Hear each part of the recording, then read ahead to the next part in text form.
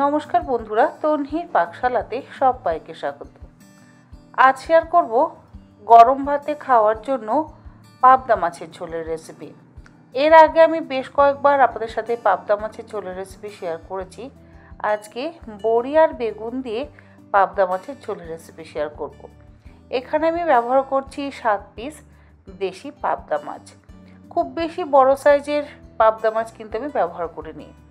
মাছগুলোকে ভালো করে ধুয়ে পরিষ্কার করে নেওয়ার পর এর মধ্যে দিয়ে দিলাম 1 চা চামচ পরিমাণে লবণ আর দিচ্ছি 1/2 চা চামচ পরিমাণে হলুদ গুঁড়ো। লবণ আর হলুদ গুঁড়ো মাখিয়ে মিনিট 5-10 রেখে দেব।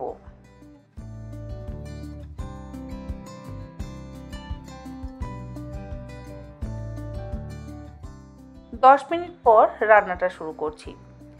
কড়াইতে দিয়ে দিচ্ছি 3 টেবিল চামচ পরিমাণে সর্ষের তেল। গ্যাসের ফ্লেমটাকে মিডিয়াম টু হাইতে করে দিয়ে সর্ষের তেলটাকে প্রথমে ভালো করে গরম করে নেওয়ার পর এর মধ্যে দিয়ে দিলাম 1/2 চা চামচ পরিমাণে লবণ। তারপরে একটা একটা করে লবণ আর হলুদ গুঁড়ো মাখিয়ে রাখা পাবদা মাছগুলো তেলের মধ্যে ছেড়ে দিচ্ছি। আঁচ ছাড়া মাছ যদি ভাজতে হয় তাহলে দেখবেন অনেক সময় কিন্তু গায়ে গরম তেল ছিটে আসে। যদি একটু কাঁচা সর্ষের তেল মাখিয়ে মাছ ভাজা হয় সেই সমস্যা কিন্তু একেবারেই হয় না। তবে আজকে আমি আর কাঁচা সর্ষের তেল কিন্তু মাখাইনি। এক পিঠ ভাজা হয়ে যাওয়ার পর অন্য পিঠ উল্টে দিচ্ছি আর গ্যাসের ফ্লেমটাকে মিডিয়ামে রেখেছি। একটু কড়া করেই আমি মাছগুলোকে ভেজে নিচ্ছি। দু পিঠ উল্টে পাল্টে ভাজা হয়ে যাওয়ার পর তুলে একটা আলাদা পাত্রের মধ্যে রেখে দেব আর এই একই রকমভাবে বাকি মাছগুলোকেও ভেজে তুলে নেব।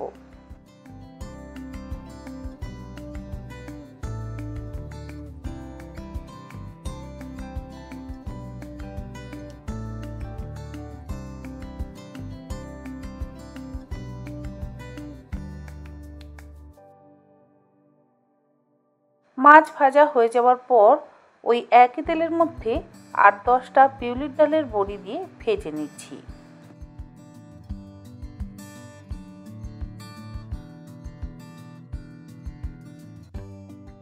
বেশ একটু লাল করে আমি বড়িগুলোকে ভেজে তুলে নিচ্ছি।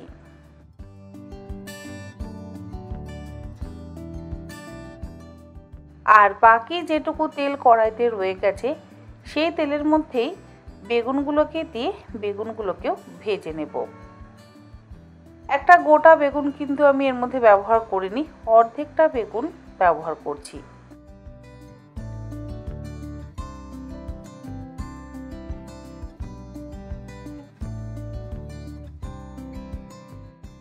বেশ একটু লাল করে আমি বেগুনগুলোকে ভেজে তুলে নিলাম।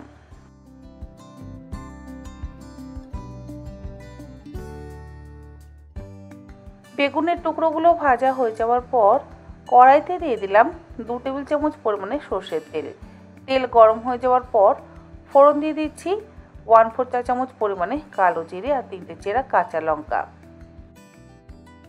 কালো জিরে আর চেরা কাঁচা লঙ্কা সুন্দর গন্ধ বেরোতে শুরু করলে এর মধ্যে দিয়ে দিচ্ছি একটা ছোট সাইজের স্লাইস করে কুচিয়ে নেওয়া পেঁয়াজ।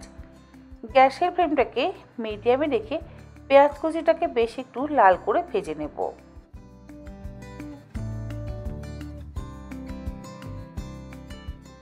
পেঁয়াজ কুচিটা বেশ একটু লাল করে ভাজা হয়ে যাওয়ার পর একটা ছোট সাইজের টমেটো ছোট টুকরো করে কেটে নিয়ে এর মধ্যে দিয়ে দিলাম আর টমেটোটাকেও বেশ একটু লাল করে ভেজে নেব।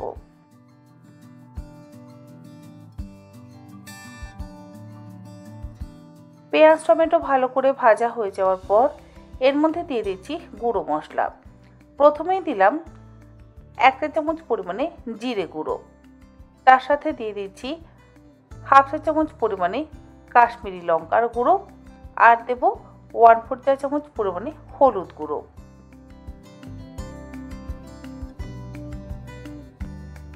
অল্প একটু জল দিয়ে মশলাটাকে খুব ভালো করে কষিয়ে নেব আর এই সময় কিন্তু গ্যাসের ফ্লেমটাকে লোতে রেখেছি। মশলাটা কিছুক্ষণ কষানো হয়ে গেলে এর মধ্যে দিয়ে দিচ্ছি আরও কিছুটা জল। 2-3 বার অল্প অল্প করে জল দিয়ে আমি মশলাটাকে কষিয়ে নেব যাতে জিরের কোনো রকম কাঁচা গন্ধ থেকে না যায়।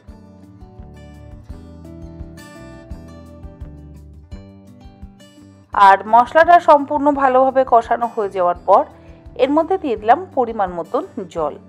গ্যাসের ফ্লেমটাকে হাইতে করে দিয়ে গ্রেভিটাকে ফুটিয়ে নেব। আর গ্রেভিটা যখন ফুটতে শুরু করবে প্রথমেই আমি ভাজা বড়িগুলো দিয়ে দিচ্ছি।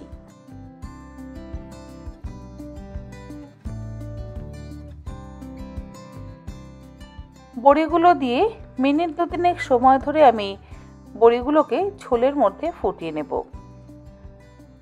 এরপরে এর মধ্যে ভেজে রাখা মাছ আর বেগুনগুলোকে দিয়ে দেব।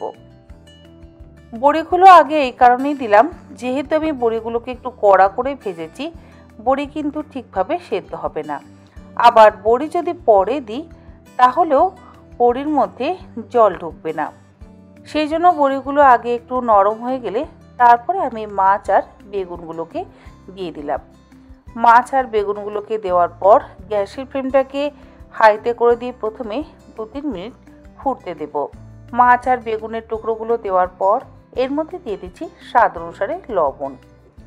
মিনিট 3 আমি মাছের ঝোলটাকে ফুটিয়ে নেওয়ার পর দিয়ে দিচ্ছি কুচিয়ে নেওয়া ফ্রেশ ধনেপাতা।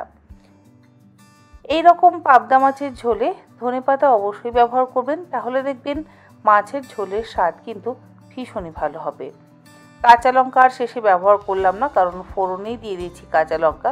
তবে আপনাদের যদি কাঁচা লঙ্কার প্রয়োজন পড়ে আপনারা অবশ্যই কাঁচা লঙ্কার ব্যবহার করতেই পারেন।